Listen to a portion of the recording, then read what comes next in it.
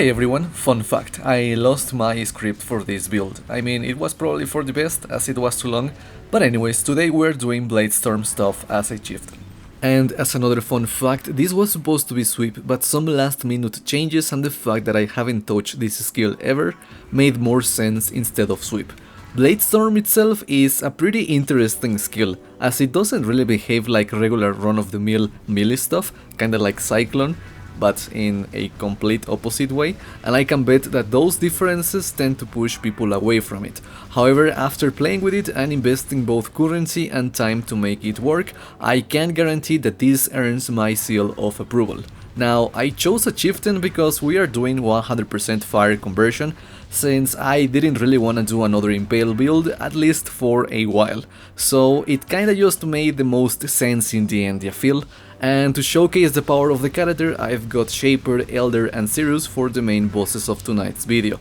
I've also got regular gameplay that, as always, I'll be showcasing in between portions of the video here and there.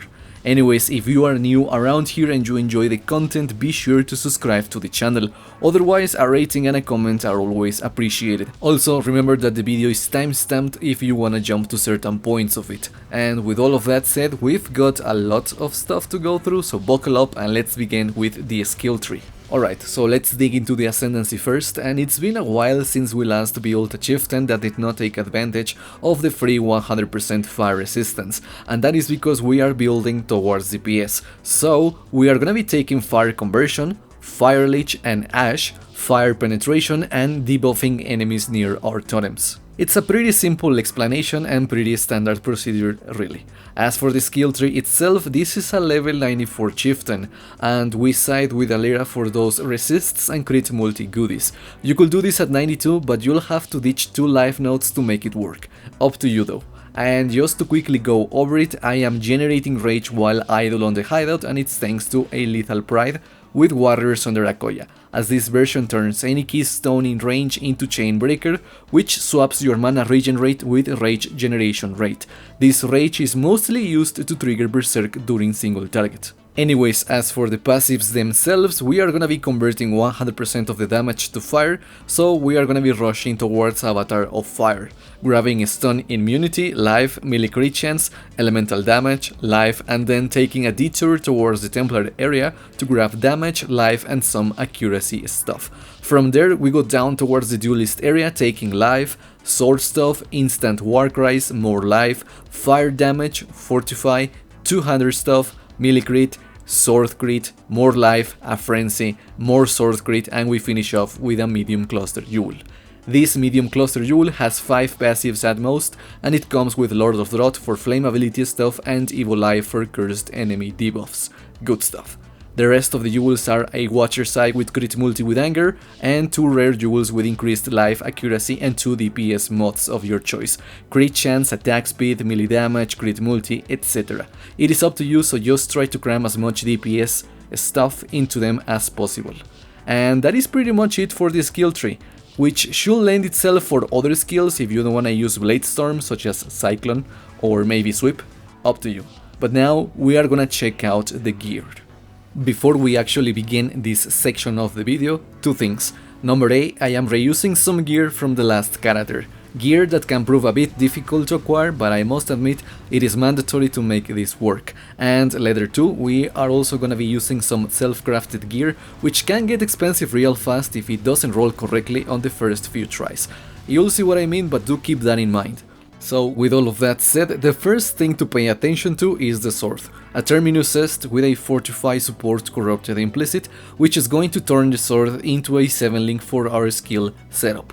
As I mentioned in the last video, this sword was quote-unquote self-crafted, and I did it by manually corrupting multiple Terminus Est swords until I hit Fortify as the implicit.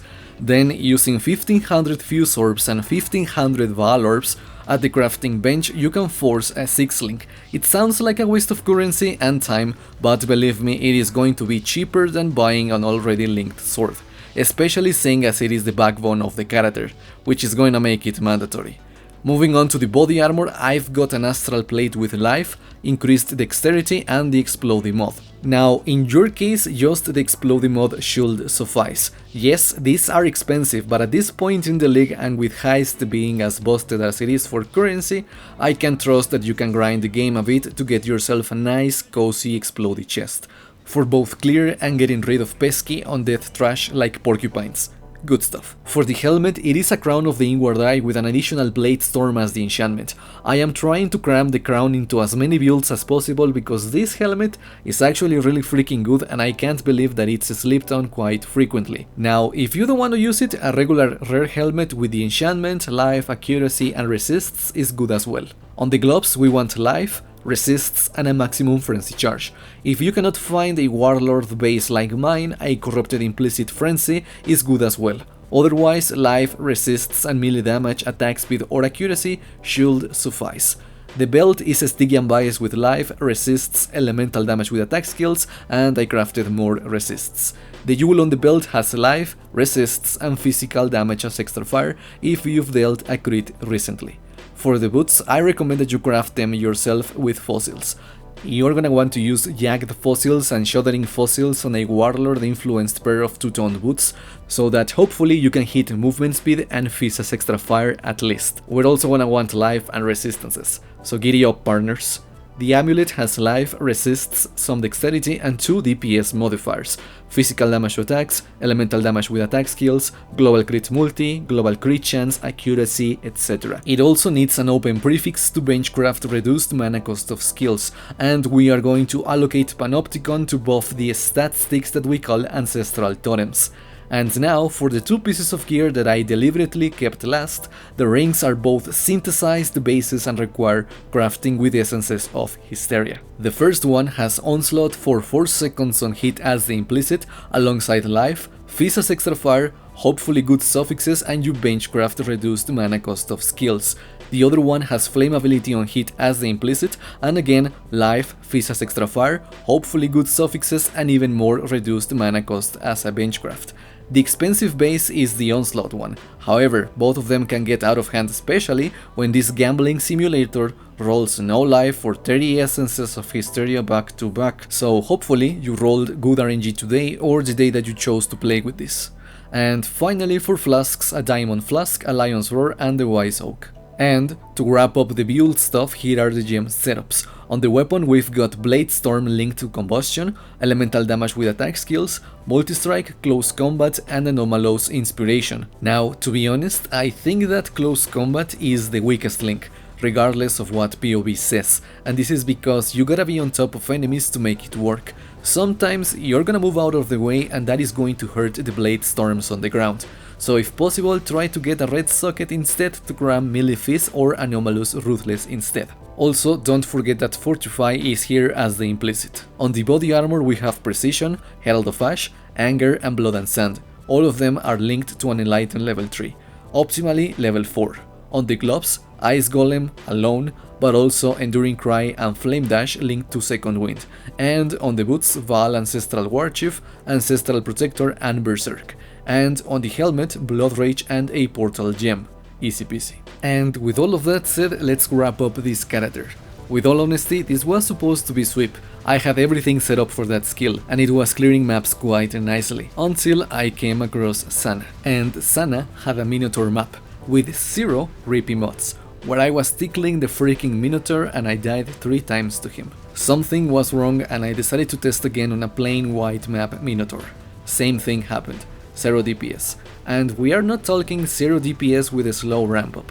We are talking fully buffed Rage, Frenzies, Berserk, Totems, Flask, Ash, etc. 0 DPS. It was bad, really freaking bad.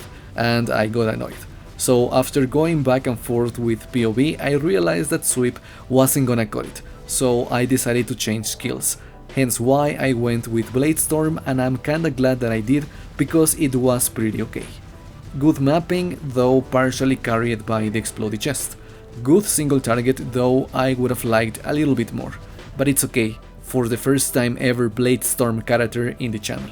And I know, it is a bit expensive, but as I said previously, this late into the league a lot of things are no longer quote-unquote inaccessible. especially if you have been heisting, cause goddammit does this league not poop out currency. But I will agree that this is a bit out of reach from less invested players. And I keep mentioning this expensiveness nature of my late builds because we are closing down on 1000 subscribers. A long time ago I used to play this game quite recklessly. Earning more than 3 to 5 Exalts a league was not a common occurrence for me. It wasn't until I began making videos that I've taken a more careful and pre-planned approach for anything that I do. I too was a casual at one time, but I've since reformed into a sweaty tryhard when it comes to playing Path of Exile, and look where it has gotten me. I don't know, it's unreal. I'm scared, but I'm also quite hyped. Also quite worried because there is no Christmas fresh PoE content since the expansion was pushed to January thanks to Cyberpunk. I don't know, it's gonna be an interesting Christmas to say the least. But that's as real as I'm gonna get today. And with that, I am out of here. Thank you so much for watching the video. If you are new around here, be sure to subscribe to the channel. Otherwise, a rating and a comment are always appreciated. Take care, have a nice start to your week, and I'll catch you soon with more PoE stuff. Peace out. What's this? A real challenge? You've finally caught my attention.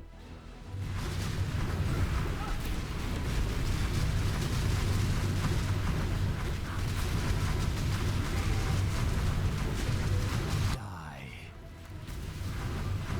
Why run? What's the point?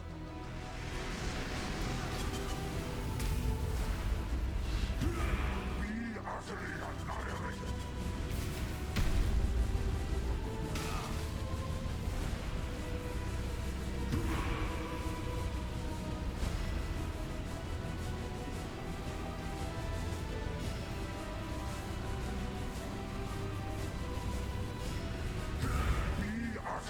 Annihilated.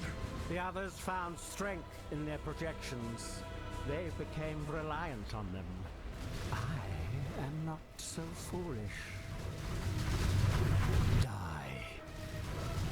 I have seen beyond. Die. This city is nothing.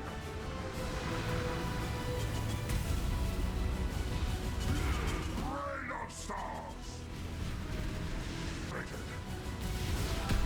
Is life really interesting enough to warrant all this pain?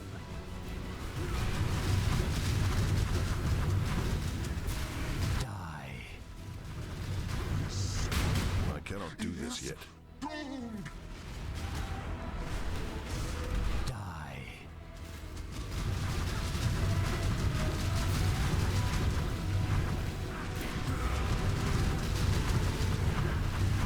Die. Your lives are meaningless.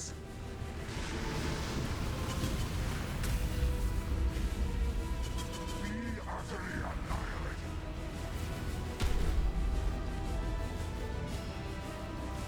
Be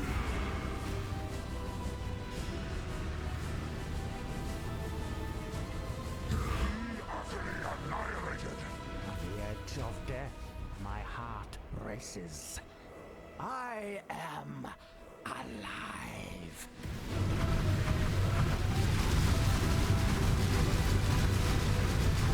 Everlasting fire.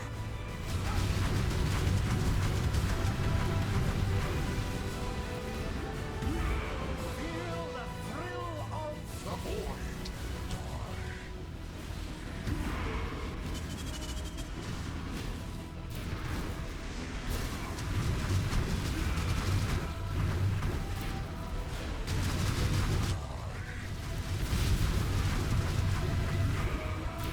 Everlasting fire.